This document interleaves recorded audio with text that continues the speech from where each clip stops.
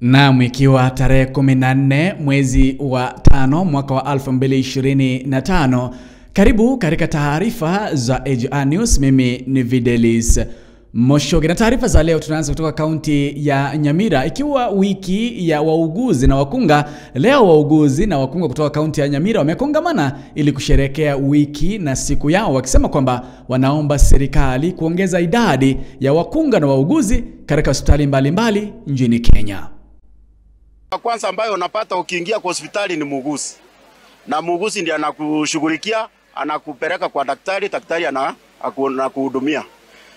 Siku ya leo tumekuja kwa wananchi watupatie feedback, watupatie maoni yao, watuambie vile tunawafanyia kazi huku kwa hospitali kama sisi wauguzi.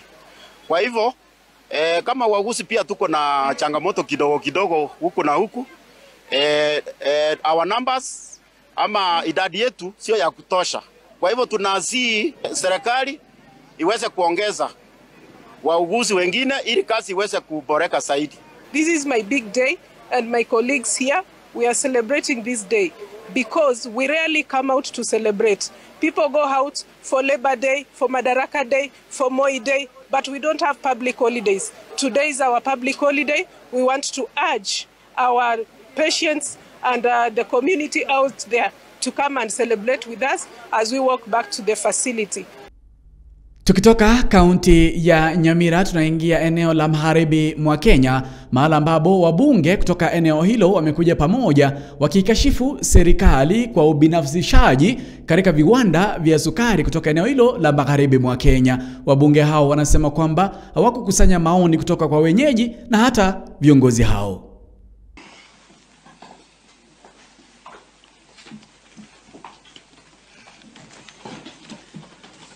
Thank you very much.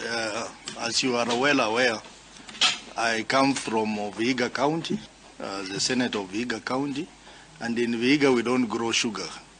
But I have come here in solidarity with the leaders of the other counties in the region, Busia County, Bungoma County, and the Kakamega County that grow sugar. And I want to say that what we are witnessing now is what we call a hostile takeover of Nzoia Sugar Company. This time facilitated by Kenya government. And we are concerned as leaders in the region because this is a further scheme to enhance economic disorganization of our region.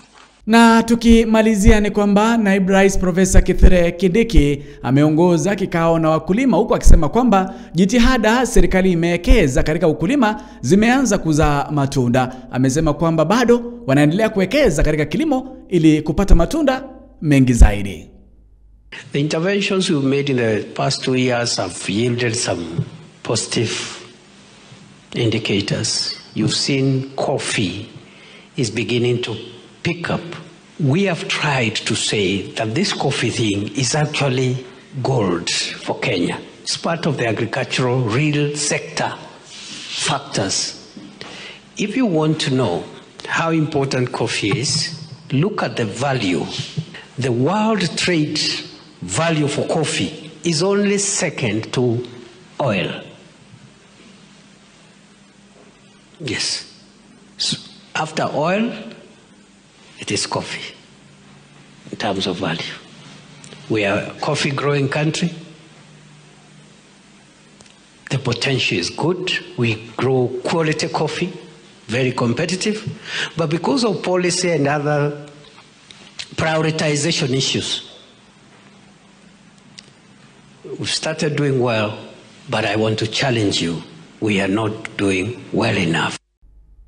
Na katika spoti ni kwamba leo Shabana wanamenyana na Bidco United. Tutakupa majibu baadaye. Taarifa za biashara Ruth Nyanchama ameziandaa. Mimi ni Videlis Moshoge. Hujambo mpendwa na karibu katika habari za biashara. Wabunge 70 wamerejeshewa ofisi zao katika jengo la KICC.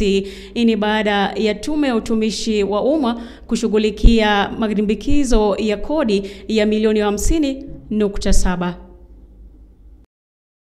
Na kwa upande mwingine ni kwamba wabunge wamezuilia bilioni 4.5 zilizotolewa kutoka hazina ya kitaifa ili kusukuma sekta ya utalii katika ukarabati Bomas of Kenya, wakisema kwamba pesa hizo zingetolewa katika mfuko wa hazina wa sekta ya utalii.